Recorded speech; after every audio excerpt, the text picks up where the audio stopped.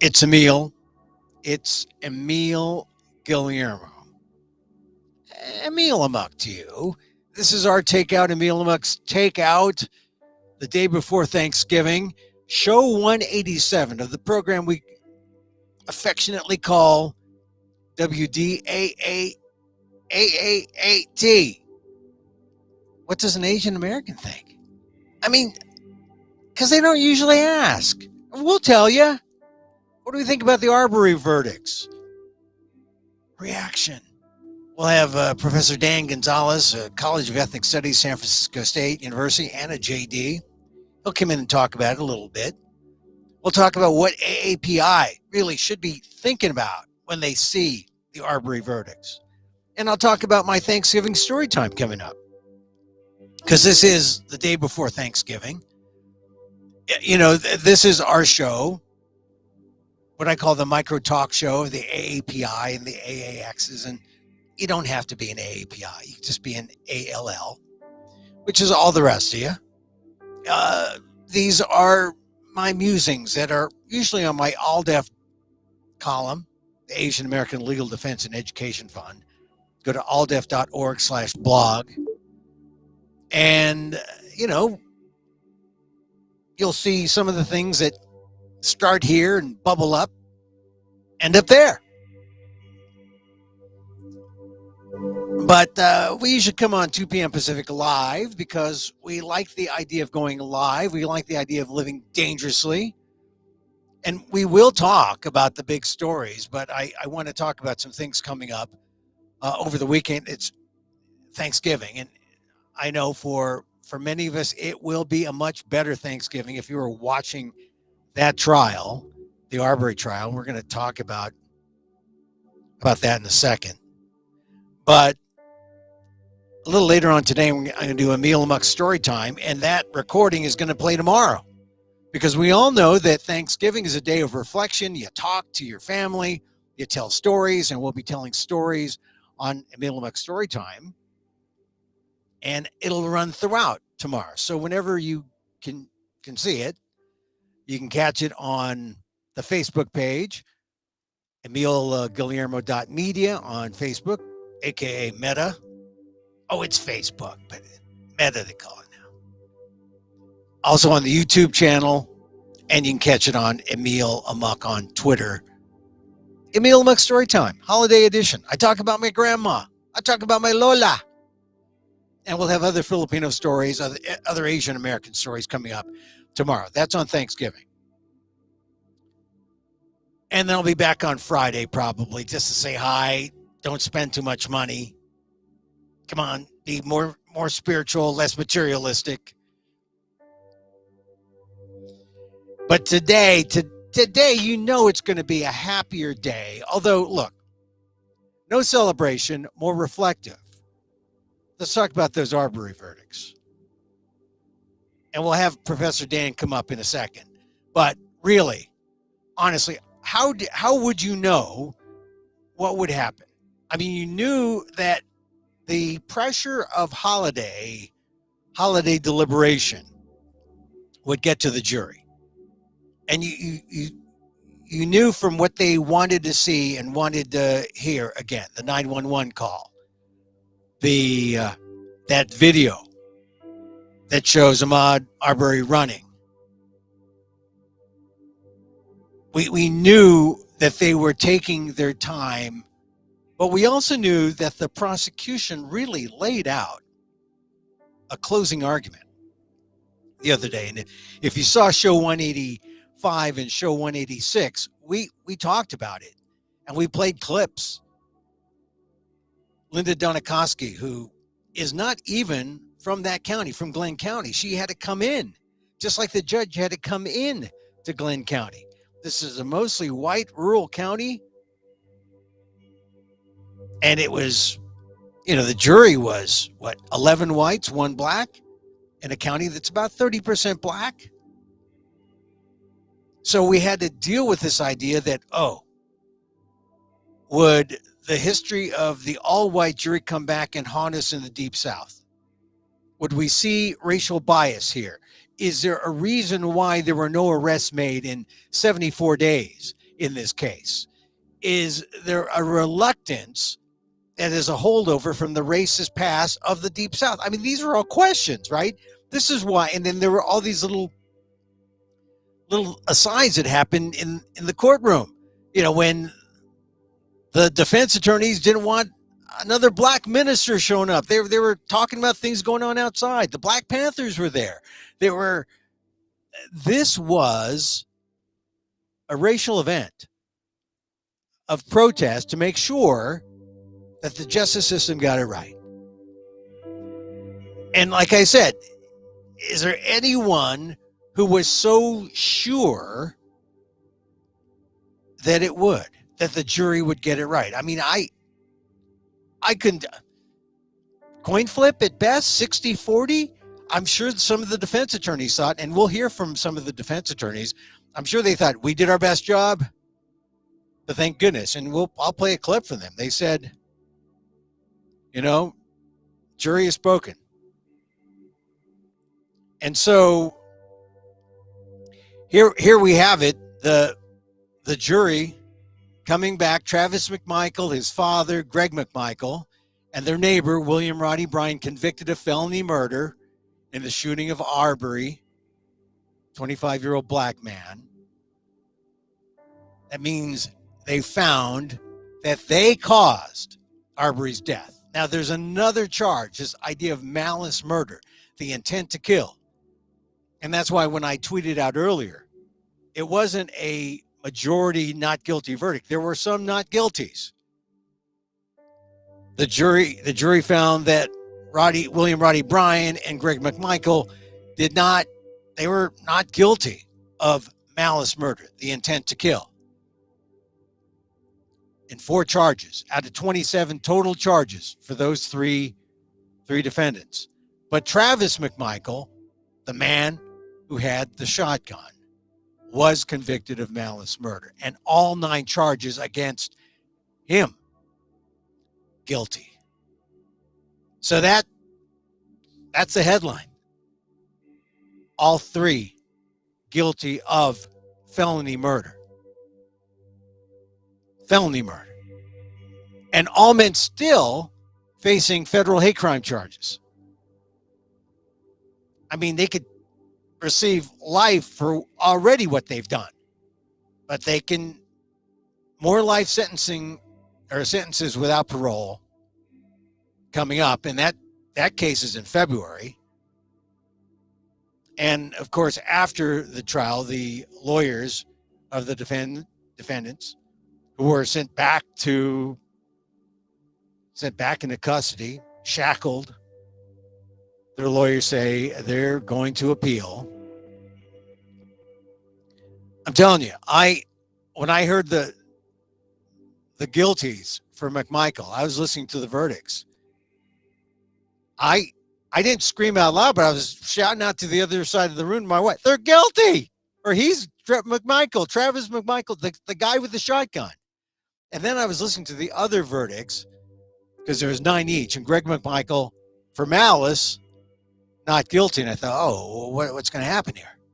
And then on all the other charges, especially for felony murder, guilty. Same with, and I think the malice, not guilty for Greg McMichael's because Greg McMichael was in the truck, right? He was in the car when Travis McMichael was struggling with the shotgun and then shot Ahmaud Arbery. And then William Roddy Bryan, he was not guilty for malice murder. And I thought, well, what's going to happen to him? And then when they read off the charges, all the other charges, guilty, aggravated assault, guilty, felony murder. So once again, malice murder, intent to kill. Travis McMichael William Roddy Bryan just tried to drive Ahmaud Arbery into a ditch. So they didn't get him for malice murder, but they got him for felony murder because the law says if you're a party to it, you're in it. But they did get Travis McMichael, the man who held the shotgun. They got him for malice murder. So that explains the verdicts, and now Asian Americans. What should you feel? This is Georgia. The fact that these three men are going to face federal hate crime charges is significant because does it sound a little bit like Vincent Chin? Right? When Vincent Chin, after the criminal case, they had federal hate crime, federal civil rights charges brought up. And that's where the first go round in the Vincent Chin case, the community won. Later on, that was reversed. But this is the step. The crime, then federal hate crime charges. And this is something that you wouldn't have had in Georgia 5-10 years ago because they just recently put in the hate crime law. And coincidentally, this week, Robert Aaron Jones,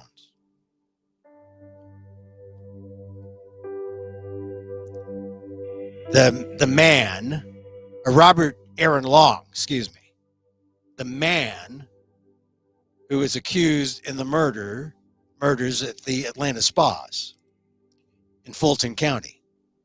He's already been convicted of 3 in his spa killings in Cherokee County in Georgia.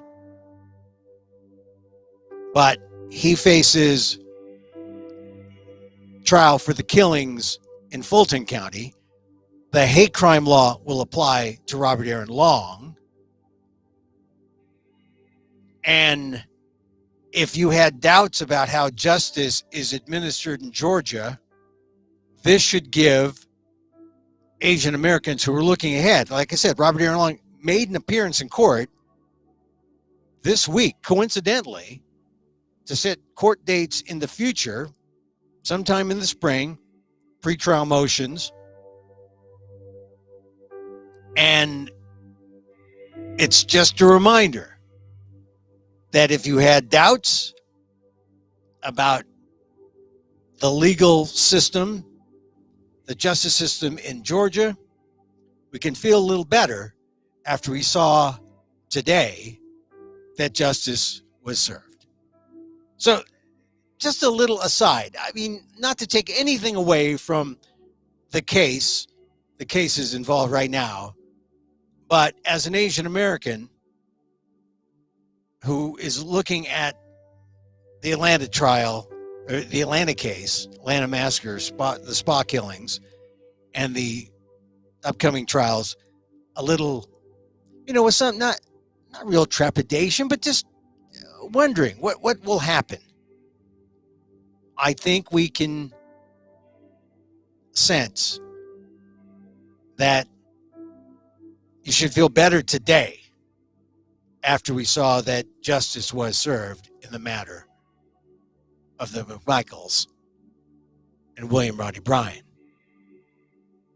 who were held accountable for the killing of Ahmaud Arbery. So I want to play one thing, because you saw a lot of people out there talking. You got to love Reverend Al. Reverend Al made it a prayer. Here's Reverend Al out there. I got to play Reverend Al, but I got to plug in Reverend Al. I have to make sure I have the right thing for Reverend Al. Okay, here's Reverend Al. Okay. Dear God, we come thanking you for your mercy, thanking you for giving us a prosecutor's team that when it looked to us like they stacked the jury, that you still found a way to open up the minds of people to listen to the evidence and weigh it based on facts, not based on skin color. Now, this is significant. The fact that he mentions the prosecution team, because they were hauled in from Cobb County, another suburban county of Atlanta, because there were at least 2 prosecutors who had to recuse themselves from the case. I mean, you got pretty much a predominantly white area here, and you got a former cop involved. Greg McMichael was a former cop. And then you have Travis McMichael, who was Coast Guard, military, right? That was part of his defense. He was taught to stand down. And you really weren't sure what would happen with a predominantly white jury. That's why Sharpton is praying that they listen to the evidence. The jury listened to the evidence based on facts, not based on skin color.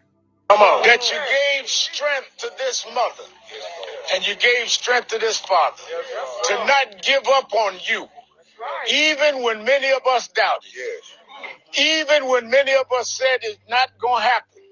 You came in the state of Georgia, a state known for segregation, a state known for Jim Crow, and you turned it around. You took a young, unarmed boy that they thought was worthless, and you put his name in history today.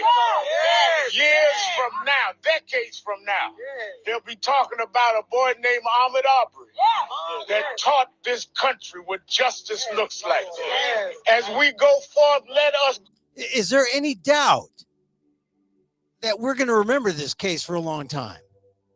You know, when I first heard this case, I thought, wow, a guy running, jogging while black, these white guys, essentially armed vigilantes, chase after him for 5 miles and then gun him down. You know, we'll remember this as maybe, if not a turning point, a reminder that we are further from the past than we think. We're not all the way where we need to be necessarily, but we are in a different place from that racist Jim Crow past. Here's more Sharpton. Go forth in the victory you've given us. Thank everyone in Brunswick that marched, that stood out in front of this courthouse, that was called a lynch mob, but they kept on marching.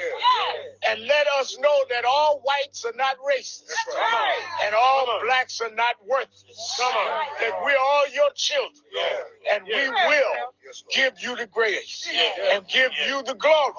The glory be yours, not ours. Let us not be proud, and let us not be vengeful, but let us be thankful that you brought us closer together today.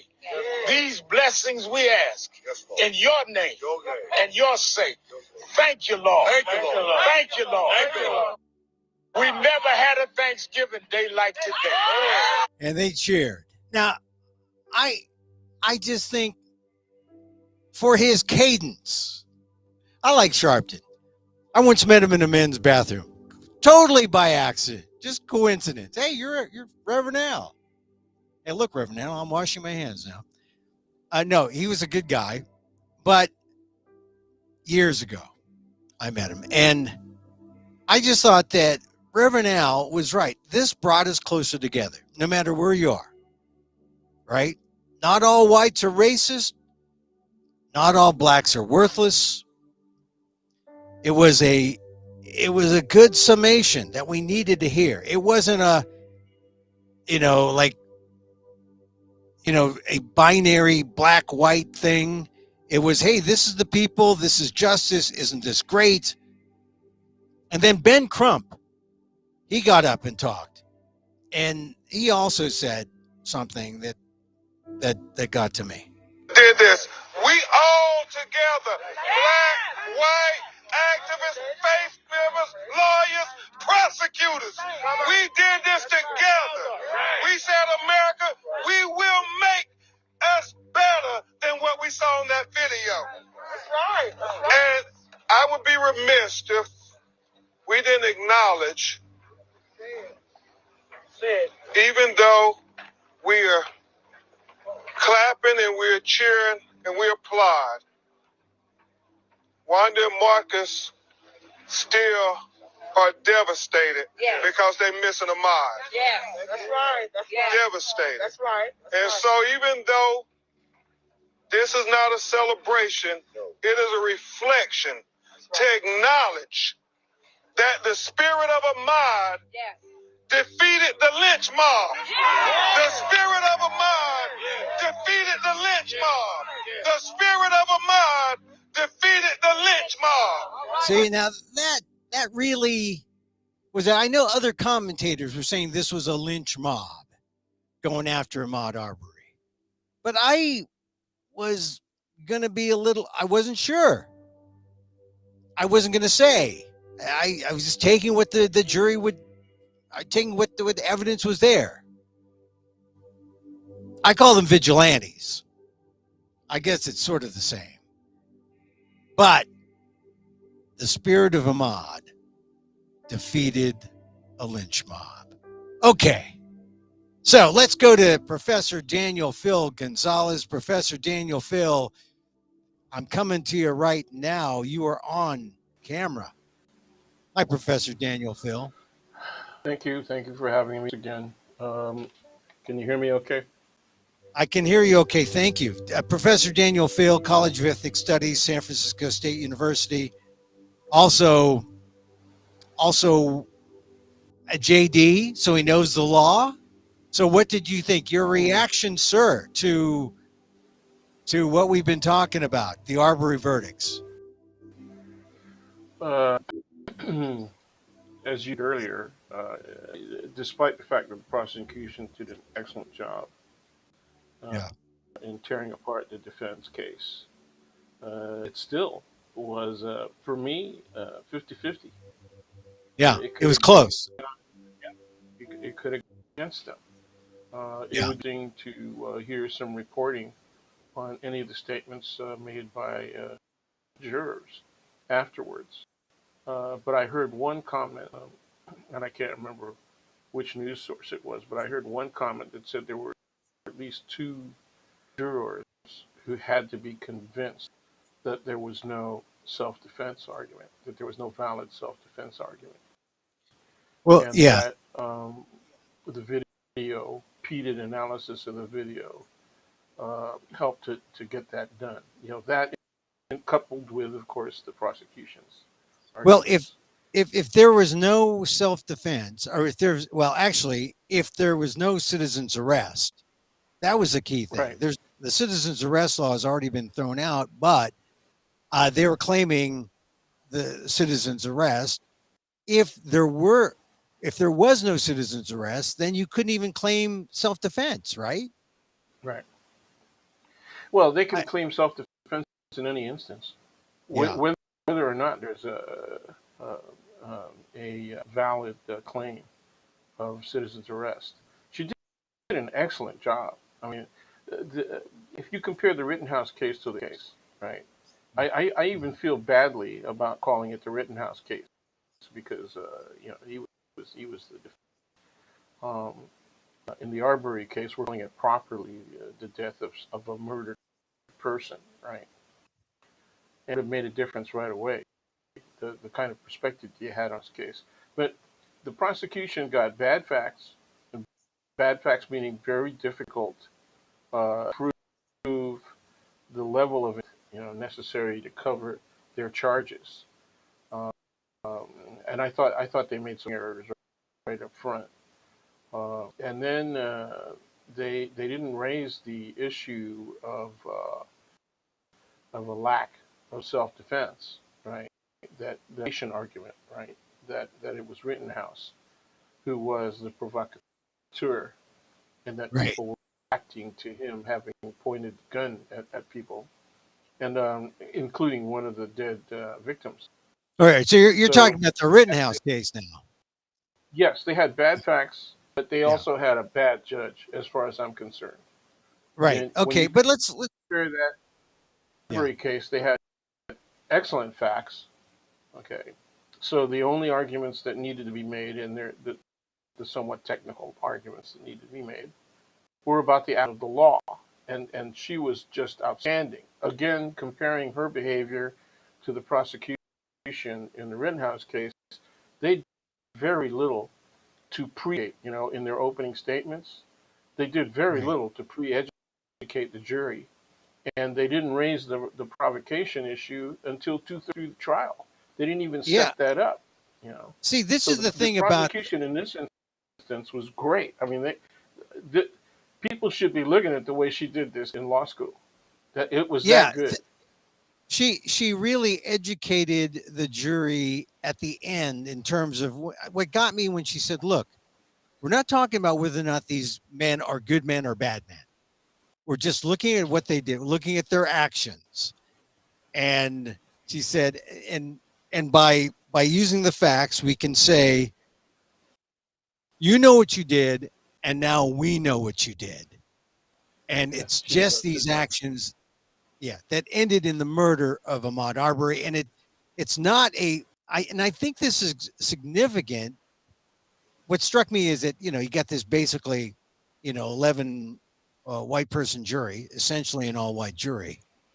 And you had to appeal to this idea that these people can still be good people and murderers.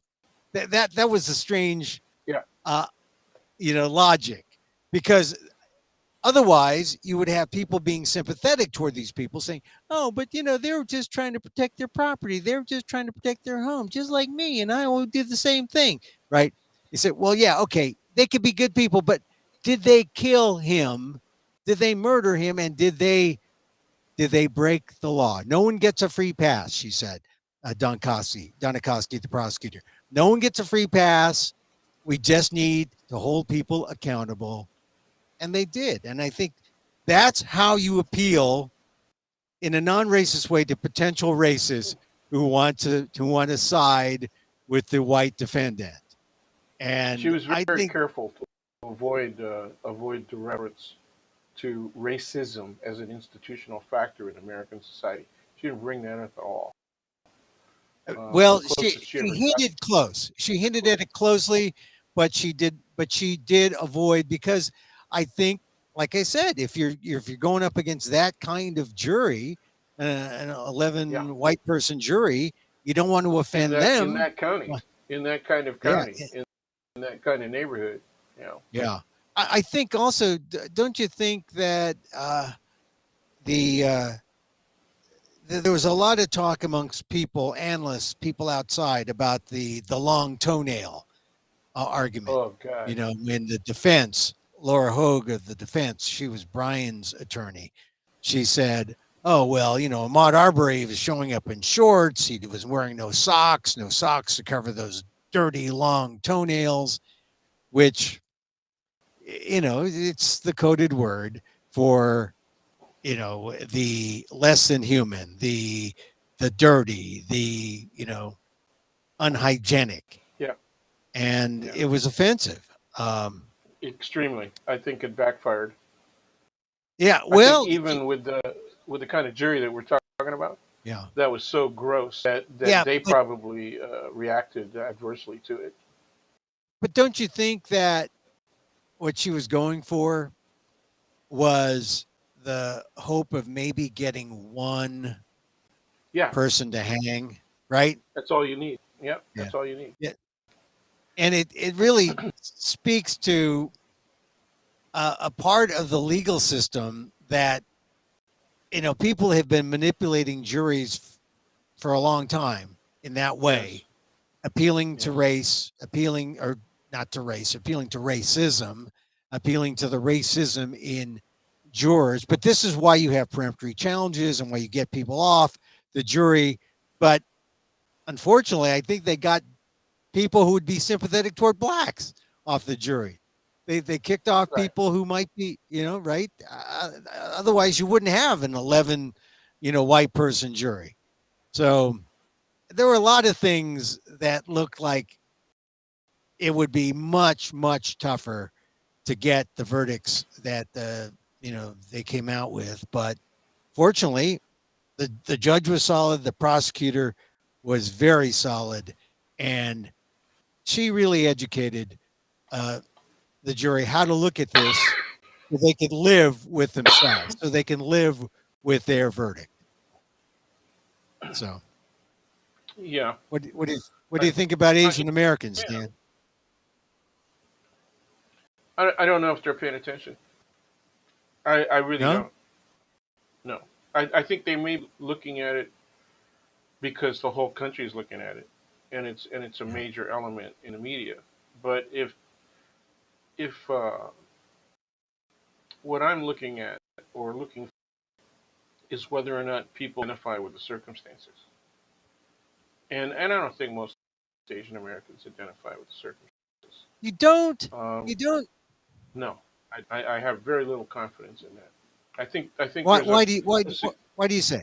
there's a substantial percentage that fairly well educated and that um, may identify with the circumstances, but they can't put themselves, in issues or as it were, or issues, whatever you want to say.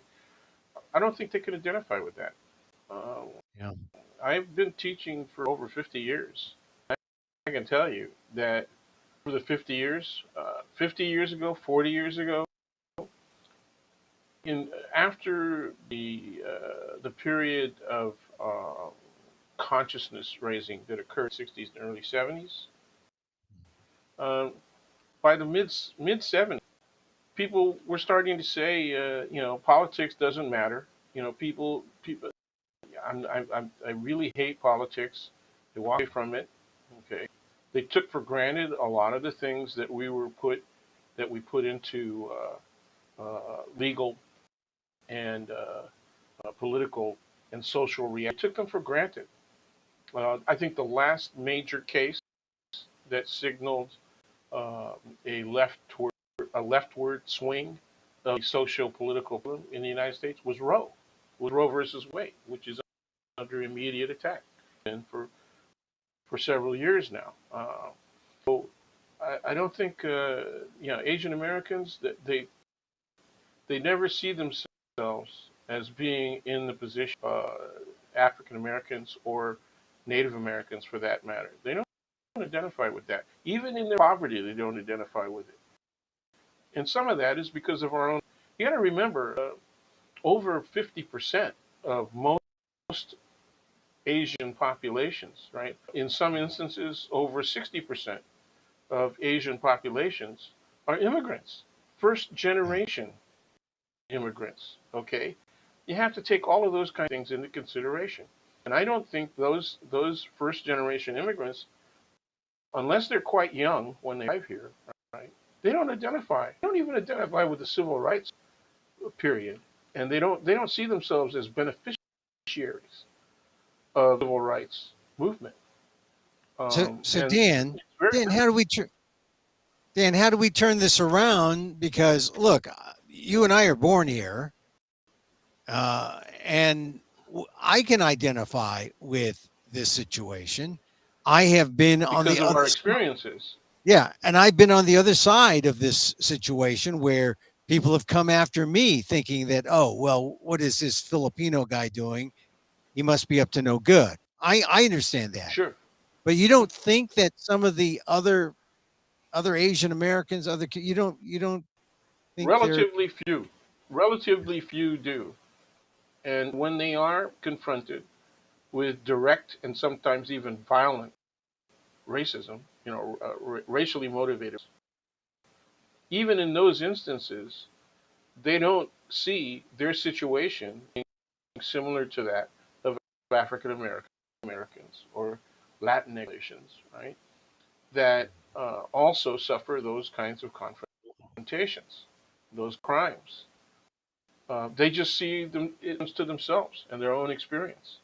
So there's one of the things that we've talked about before, program and elsewhere, is that to address these issues, we can't do it as individual populations, as individual ethnic groups. We have to have alliance the board. We are still a right. relatively small population. If even if you gather everybody together under the aggregate API, right? Yeah. We are a relatively small population, and so there has to be a high level. I'm not talking about moderate level, a high of cooperation with other groups that have similar experiences and perspectives on the most important issues, national and internet global issues that also affect us. And unfortunately, the educational system hasn't been doing that. It's really very obvious to me. I mean, when I have students that answer questions that I put to the class as a whole, answer them very crisply, confidently, and accurately, most importantly, right? Ask them, especially early in the semester, you know, what kind of environment, were you exposed to that gave you that? Most of them say one of two things, sometimes both. One is I had a high school teacher that was really good, and this is an isolated situation. I mean, we're talking about one teacher, right, that made it possible for this one student, and they're usually white students, by the way, and they're coming to Asian American studies class, they're coming to an ethnic studies class, so they they already have an open mindset, and they have a curiosity about how a professor who's teaching the same material in law, right, will what's different about his approach as an Asian American, you know, and my the best compliments that I ever get from are from white students and black students. Okay, Yeah, so but they're non-Asians, right? what do the Asians And the say? greatest critic I get are from Asian students. The greatest And the resistance Asians. that I get. All right, Dan. Now, all right. So, where would you put the Asian Americans in terms of the way Asian America is sort of blocked out politically, just based on recent elections? It's usually 60% Democrat, 40% Republican. Yeah, yeah. So that's 60-40. So would you say that that's the way you can superimpose that on people and how they view the Arbery verdicts, 60-40, Hmm. or do you think No, you're like the saying they don't Arbery care? case. No, well, they don't care enough. I think they would feel that justice was served, and I'm saying maybe 90, of the Asians will feel that justice was served, but but it was justice being served in an expected manner rather than we were in doubt, Yeah. right? I mean, I was earlier and you said, hey, Yeah. it was maybe 60-40. Yeah, and we were in doubt. I was in doubt as well. Why? When the facts are so strong, when the law was so well applied, Wedge was fair minded and candid, right? And quiet. He was really Yeah. good. Okay, that's the way that a case should be managed, right? Again, to the Wisconsin Rittenhouse. Yeah. case. Yeah. Yeah. So it So starts with education, and our students have not been educated. What we used to call civics and all that. I reflect on civics. I hate civics teacher in high school, but I went to you know a local Jesuit high school, and they put a lot of emphasis, depth of understanding, and we had an exercise in that class. We had several exercises where we had to pick an issue that we thought was important, and we had to develop a team of at least two people, sometimes three, do that in front of the rest of the class and face them as essentially judges and jurors of our political positions on the issues. And with my luck in that class, I was called with my partner as the first people to make a report. So I thought, oh man, this is terrible. So we did the report. It happened to be about whether or not the Teamsters and the AFL-CIO and the ILWU were taking the appropriate positions on the issue of containerization, right? Modernizing the ports. Way before most people who are yeah. listening or watching now were even born. But it key position taken by all those unions, containerization, that led to the movement of all you got to do is take a look at the ports. Where are cranes that unload the huge freighters? They're all in Oakland, and the reason they're in Oakland rather than Cisco is because of the stance that those unions took way back in the mid 1960s. I mean, it wasn't even the mid 1960s. What was it? All right. So 64. Dan, let's not talk about the history of ports in San Francisco Bay Area, but Yeah, well, but see, what the point is that you were able to get critical thinking going and able to gain we, an edge. we don't do that. Civics doesn't do that. What they do is, civics classes, they're taught out of books that present the Americans in its most ideal terms. Yeah, So look, they I agree with you. read the Constitution. Yeah, I agree with you, but here's the thing. As I point out, Robert Aaron Long, the guy who's accused in the spa killings in Atlanta, he happened to be in court this week because he's got uh, three other or five other murders to consider. He's already been accused and and convicted convicted. up in Yeah, Cherokee County. So now right. he's got his trial coming up, and they are going to press for hate crimes. And now and the same thing's going to happen with the Arbery trial, folks. The McMichaels and Brian are going to go before on federal hate crime charges in February. So I I mean I think if you're Asian American and you are taken by stop API hate and all the animus against Asian Americans over the last 18 months, I think you're going to pay attention to this a little bit. No? Uh, they may pay attention, but are they again? Are they identifying possibility that those facts and these legal circumstances could be something that affects them? All right. So, That's where so what you're people saying people is that only learn when they think they're going to be personally affected. I'll be so. just straight up with you. All right. So you're saying that Asian Americans don't identify with the African American condition. They do not, and many Asian Americans are outright racist in their own regard, and they don't want to identify with it. Exempt themselves from the possibility of those things happening to them because they ain't black. It's as simple as that.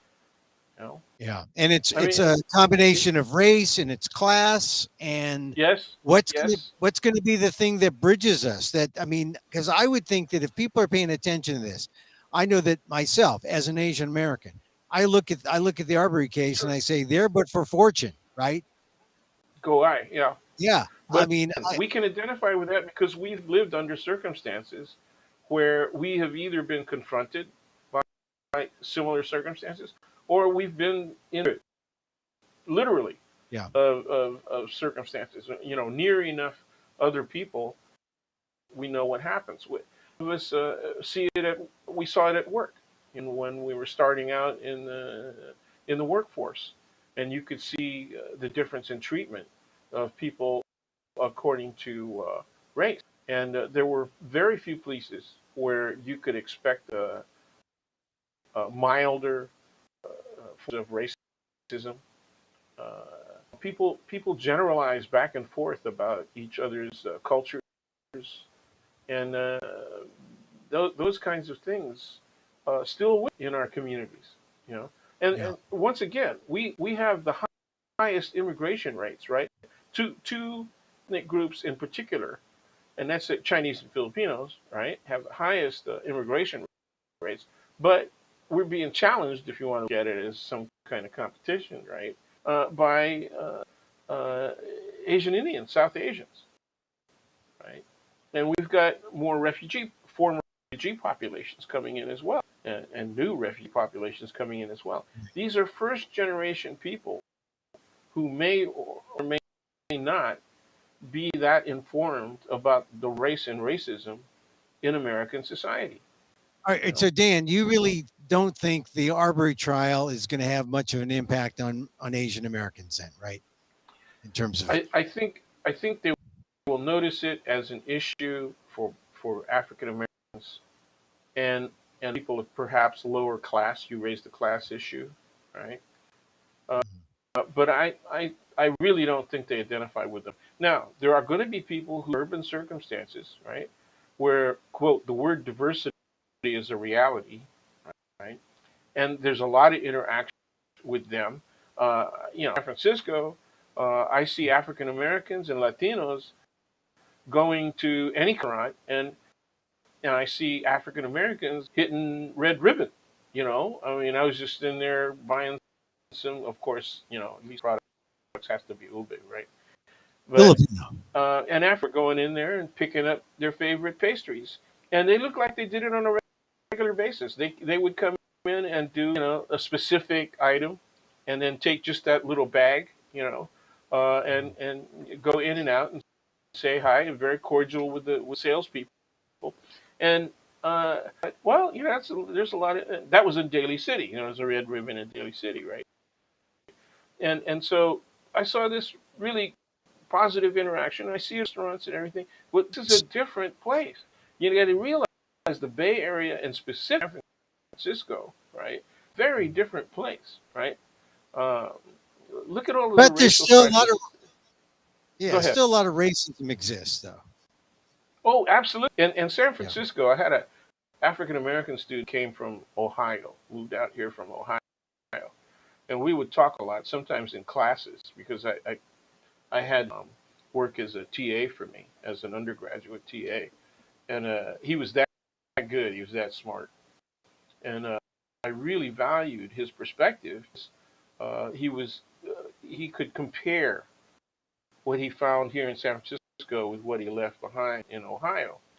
But in a conversation with a well-known judge from the Filipino American community here in San Francisco, in preparation for an interview that I was to record that day, um, this gentleman, the African American teaching assistant, said, "Well, San Francisco ain't as liberal as people make it out to be," and Yeah. the judge was kind of sad, Hey, and I but he's believe that. right. Yeah, I Yeah, believe me that. too. Hey, Dan, get back to the Arbery case in terms of the justice system. If an Asian American was killed, and we're going to have a situation in Georgia where an Asian American was killed, do we get justice? Well, the likelihood that a person American would get killed in Georgia, it would not be a rural area, right? Yeah. That had only that had even as much as 25% of Asians. We caught in the urban and suburban areas. Okay, so Right. the likelihood that a person fair trial, right, or that a person who's convicted of serious harm or even the murder of the killing of American would probably be convicted. Depends on the facts once again, right? On how strong the facts are. But race prejudice, right, and racism might not be as much of a factor uh, in a case where there's an Asian American victim in urban or suburban area, even if they're in Georgia. I And that's mention it true because across the board. we got three Korean American women who were killed in that spot killing, Yes. and that's coming up. So, well, I mean, from that perspective, I think some people who pay attention to the news might look at this Arbery situation and see it for that, for those purposes, the upcoming news, and also for the broader purpose of whether or not the justice system works in America, because that's kind of the Right. takeaway. And I want to play a clip. This is Jason Sheffield. He was the uh, the attorney for Greg McMichael and Travis McMichael's. All the McMichael's attorneys are on this clip. So this is Jason Sheffield, and here's what he had to say. He says, "First of all, we want to thank everyone who gathered here in front of the Glenn County Courthouse to show their support either for the Arbery family or for the McMichaels." So there you. They're very kind of even there. Hey, whatever side you're on, there. I guess that kind of surprised me because they weren't embattled. They weren't uh, trying to say, oh, we were somehow cheated out of our victory. So here's more. We understand more than you know, So Michaels. so he says We understand more than you know how valuable it is to have people come together, peacefully assemble, share their voices, share what's in their hearts, share what's in their minds. This is a very difficult day for Travis McMichael and Greg McMichael. These are two men who honestly believed that what they were doing was the right thing to do. However, the Glenn County jury has spoken. They have found them guilty, and they will be sentenced. And that is a very disappointing and sad verdict for myself and for Bob and for our team. But we also recognize that this is a day of celebration for the Arbery family. We cannot tear our eyes away from the way that they feel about this. And we understand that they feel they have gotten justice today.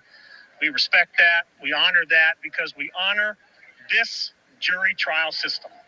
And that's sort of the victory speech, right? For the jury system. I thought when I heard that, I said, well, thank goodness. I mean, these are people who defended essentially racists, right? And they lost. Mhm.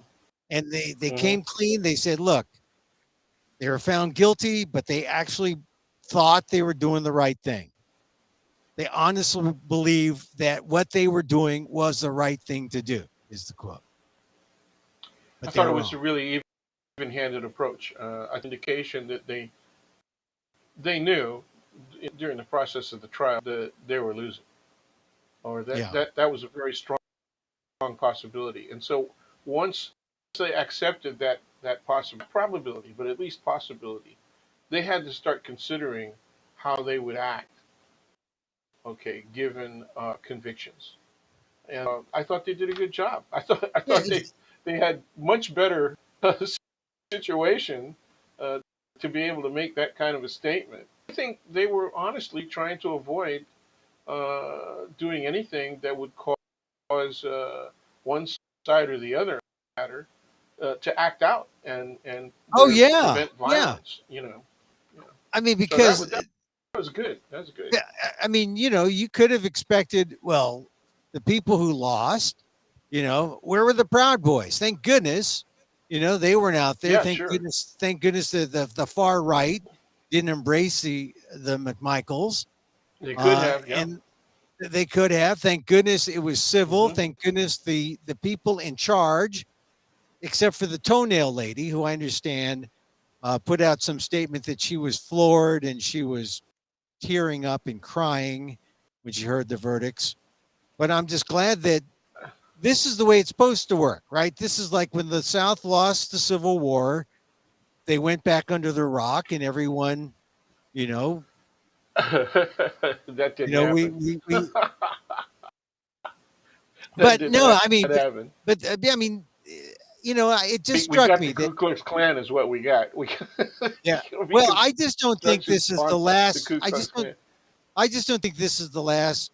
Well, Absolutely. we're gonna have the hate crime trial in Sure, February, sure, and so sure. probably there will be the conspiracy theorists and the January 6 folks who haven't been put in the jail.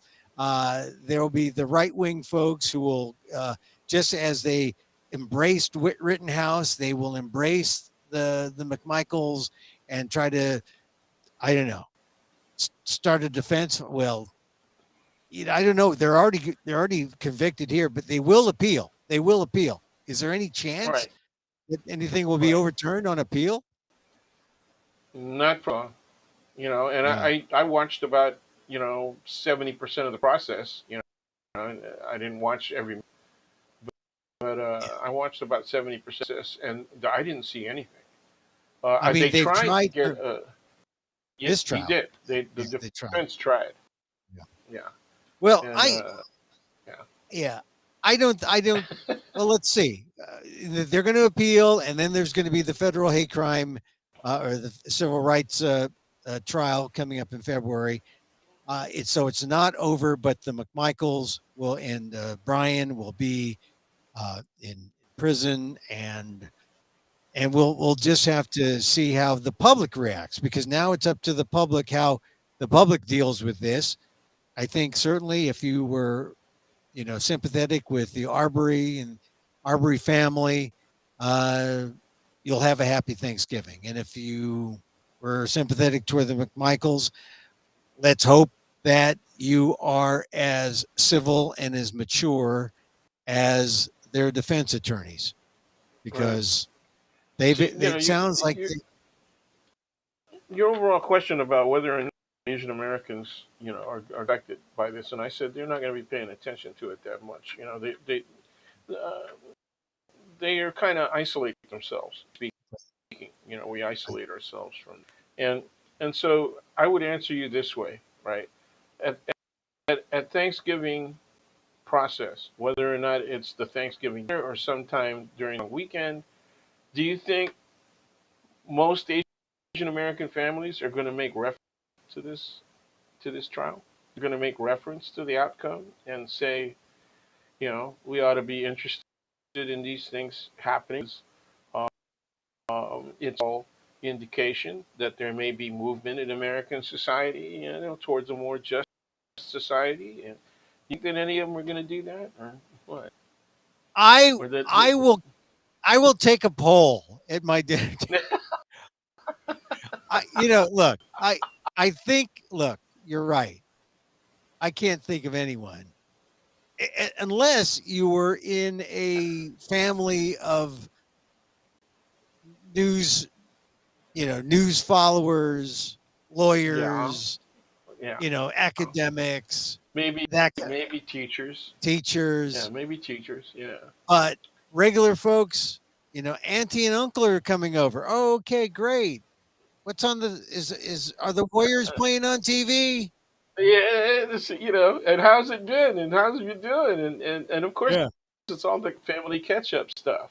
Right. And is my cousin stupid? That Yeah. kind of thing.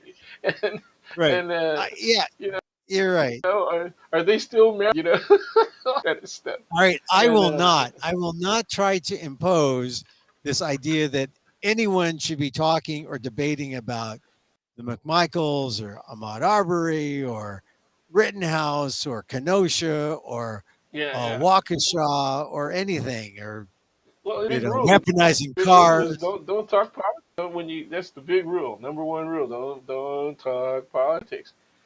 Right. Don't. And I observed that rule. I observed that rule with our in-laws. With Yeah. my son's wife's family, and Yeah. uh, you know, uh, I some conversation on a couple of occasions, and in one instance, they're Asian American, right? Right. They're not Filipino, but they're extremely well educated, and quite well to do, And they don't talk and politics. so uh, only historical politics.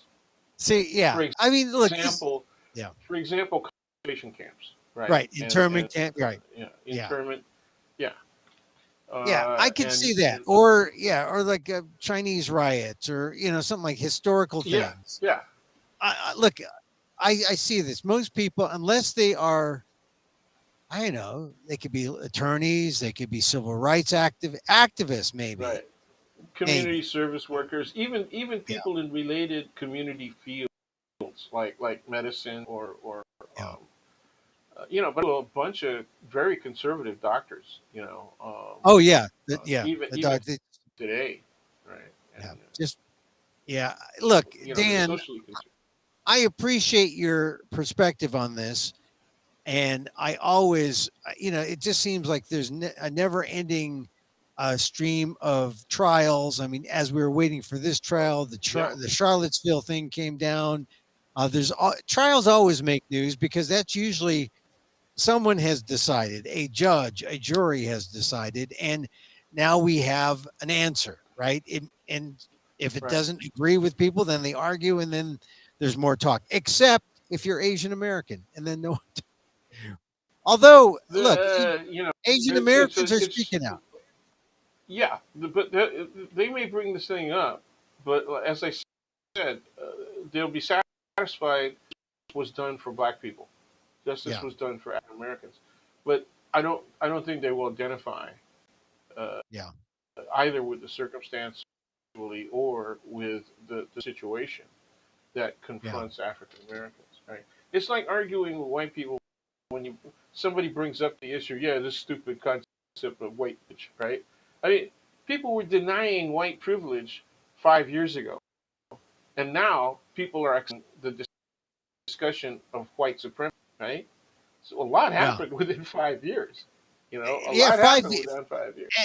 And remember when we were younger, how often did white supremacy even come up? Like zero. Even white privilege. Yeah. It never came. It Never never came. came up. No, no one talked about it. I mean, No. we knew about the Well, KKK. we did We in knew ethnic about, studies. yeah, but in general conversation, no one talked about white privilege or white Yeah, yeah, supremacy, and it just, yeah. and now suddenly, boom, and They would I see think you that's as a positive, radical. They would see you outright radical. And I right? warned my students. I said, look, when we deal with these concepts, you got to understand we're dealing with these concepts in a relatively safe space, right? We're in a classroom, that's operates under the rubric of the College of Ethnic Studies, right? And Right, we're at SF State, we're in right. San Francisco, so all of this stuff here. But if you take this home and you raise these issues in a family environment, you Yeah, might really jeopardize, your relationship. You might yeah. get a will, or Well, something like that. You got to be well, careful. come on, Dan. This is really. I mean, the Ahmaud Arbery trial was another example of white supremacy on trial, right? Absolutely, yeah. It was But see, white supremacy, white privilege. okay, sure, sure. I don't think that means that the white jurors who came up with these convictions, who decided on these, think that means that they recognize their.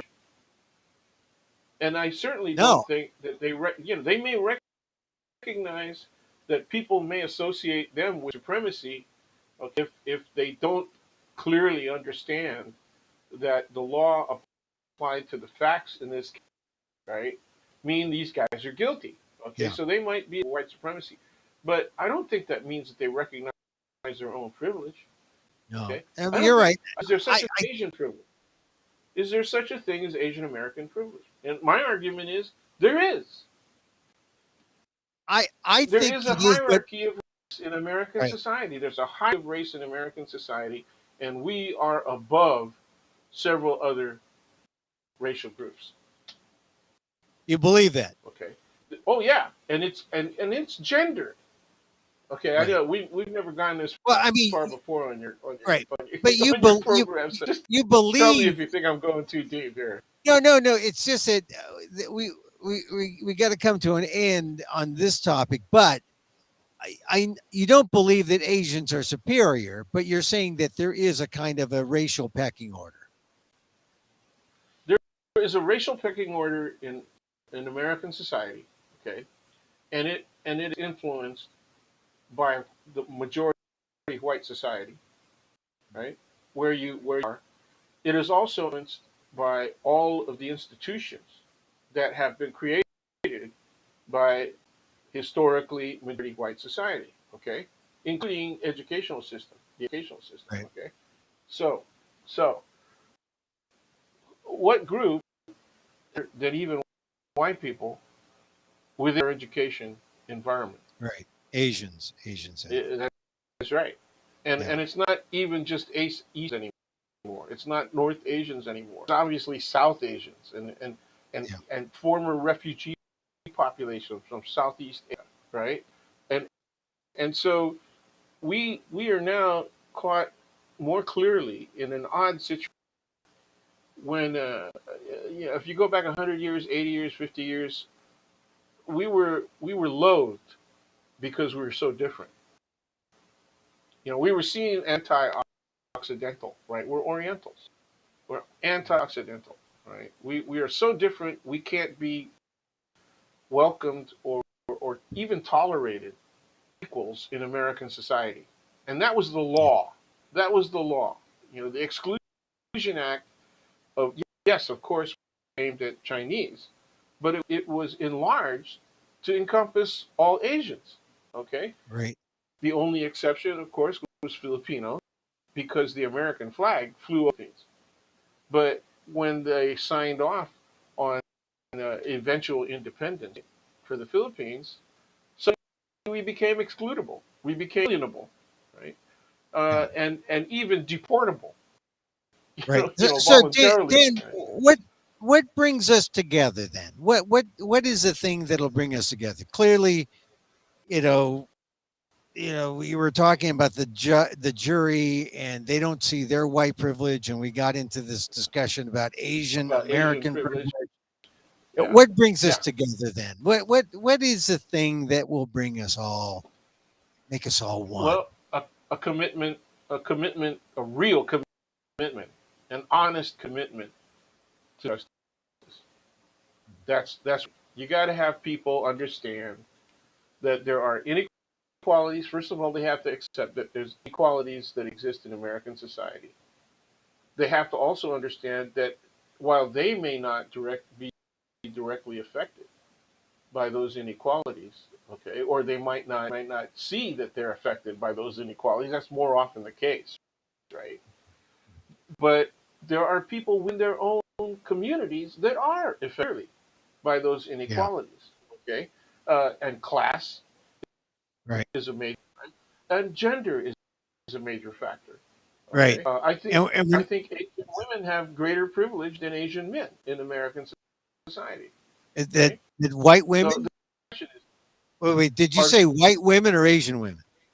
Asian women? Asian women Eh, have a greater degree of privilege, frequently for all the wrong reasons, right? Because Yeah. they're objectified and all that.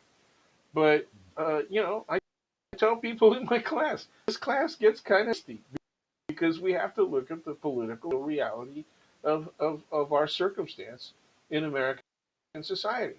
Okay, but I've heard from a lot of people of their professions, right, that when they were remember in the in high school still at the time, Mm. but this is before IBM came out with its own computer, and Apple had they were still out somewhere, but once these small companies came out with PCs, remember, and you were big old suckers, right? Right. Right. Remember Right. K Pro said, Yes. Yes. "Yeah, we got a portable PC," and the thing about a medium sized luggage case, and It's heavy like as hell. Anyway, my like a point sewing my machine. point is my point is how those companies get started, and one of the biggest competitors against what would become IBM's Big Blue, their PC, was Wang Industries.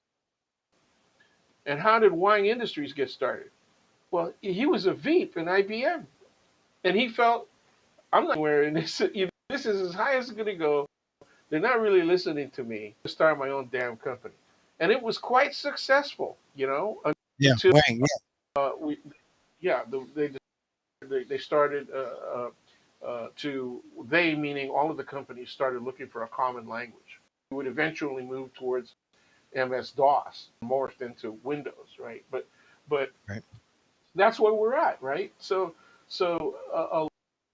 a lot of companies got started because people, and this includes Asian CEOs, right? Because they felt that they weren't getting treated fairly They got dissed. within an existing corporation. They got disc. They And got put down. meanwhile, I heard Asian that women rose.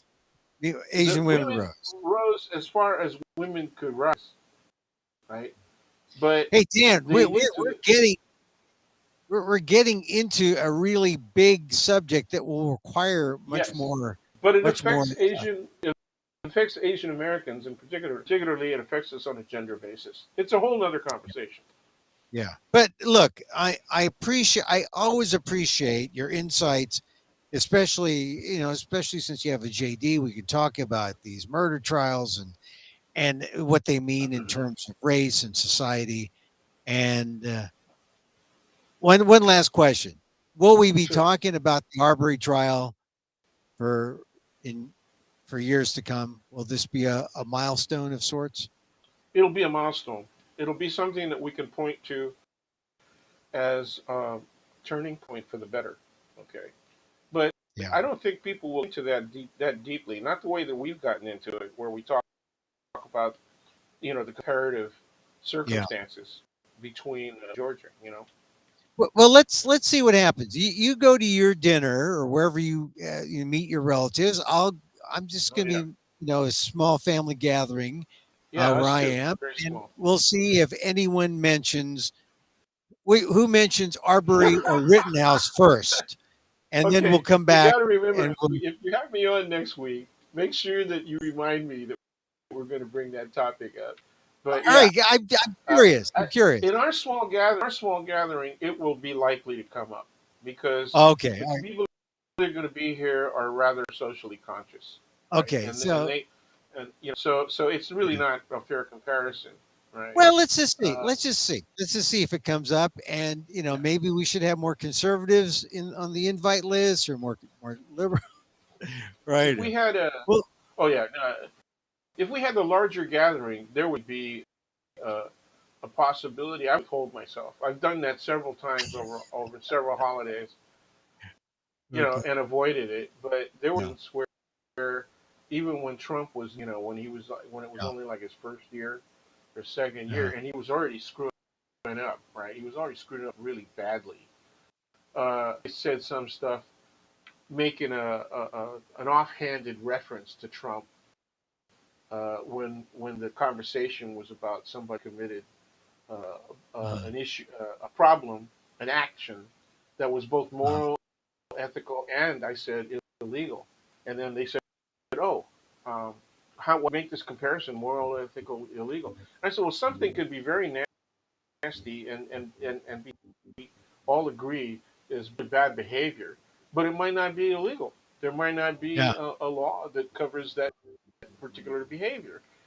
And so when you say three, right? When people say, "Well, is it a legal matter?" Because they know I got the JD too, and I say, "Well, oh," and I so offhand they'll say, "Oh, like Trump." Somebody really got offended. I mean, they snapped their neck, snapped around, and looked at me like, and and I said, "Yeah, that's going to be." And they had a son, not their son, but their daughter's uh, husband, who's a Qer. He's and this is QAnon, going huh? off. Oh yeah, Oh, look, look, yeah, we got to well stop it he's there. white. The We got guy's to white, so we got to end he's it there. pure. Otherwise, we'll be talking for another 2 hours. Hey, Dan, thank you very much. You have a great Thanksgiving. Try the Thank you vegans. very much, and Try the I vegans. am thankful for your having me on every once in a while so we can have these Oh colorful well, discussions. I I and hope that I other am people are appreciative of it as I well, and I appreciate will you. be telling my stories. I got to put the I do you have a list of the topics that you cover, so that I can tell Oh them yeah, which yeah, ones yeah. to look at? Sure, sure. Yeah, It's yeah, just, I got this is a show. list in it because I'm not only gonna refer them to the ones that I'm in. I'm gonna refer them to ones that are to your because I refer to Aldef, Oh, great. Yeah, the because Aldef yeah, side because it's in print. It's in yeah, print and or the there web. are connections to other factual statements about judicial circumstances and political circumstances that you are not necessarily commenting on. So you have your commentary, right, and Yeah, your editorial kind of yeah, situation, and then you also have just the straight facts, without yeah. line. So Well, Aldef is a great resource. great. Hey, Dan, thank you very much. Have a great Thanksgiving. And Hey, say hi to everybody, yeah, yeah, same and here. you know, We'll see you yeah, next week. I'll be in touch. vegans can still overeat, so take it easy. Yeah. Oh, Take I it easy. that is true. Okay. All right, Dan. Take care. There's Dan Gonzalez, professor, College of Ethnic Studies, Asian American Studies, Law and Politics, JD. Bring him on to talk about the Arbery case. Interesting, his perspective on Asian Americans, and if any of us will be talking about the Arbery. We should. I know some people will. I mean, if you're an activist, you will. If you're, you know, into BTS, maybe not. If you want to play Squid Game or watch Squid Game, maybe not. But it's I think it is a milestone. It is going to be a marker that lets us know where we are. Maybe we're further along than we think. Maybe we're not. But congratulations to the Arbery family, to Wanda Cooper, the mother, and Ahmad's father. They're all there.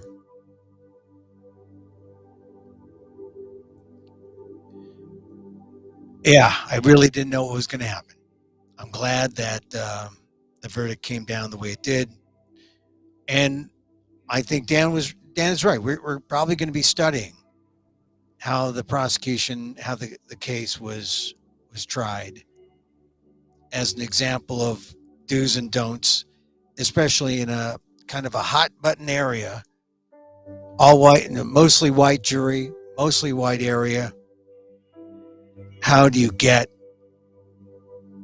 guilty verdicts against 3 white defendants? I'm telling you, that closing, she said, we're not, and this struck me when she said this, when the prosecutor, Donakowski, said it. She said, we're not judging whether these men are good or bad. We're just holding them accountable. That hit me. It's wow. If I'm a white racist, I'll just say, hey, did he play fair? I can ding him on that. And they did. Unanimous. Although Dan said that he heard that maybe 2 we'll see what the jury said. If the jury held out and said, not quite ready to be unanimous, not quite, but they all came around. That's the important thing. That's progress. That's modern America. And we learned the lesson from the Deep South. All right. Hey, I'm Emil Guillermo. This is the Micro Talk Show of the AAPI, the AAXs, and the ALLs. We are all inclusive. Emil Amok, if you want to email me, you can read me on the ALDEF blog, the Asian American Legal Defense and Education Fund blog, aaldef.org/blog. This is show number 187. My goodness, show 1.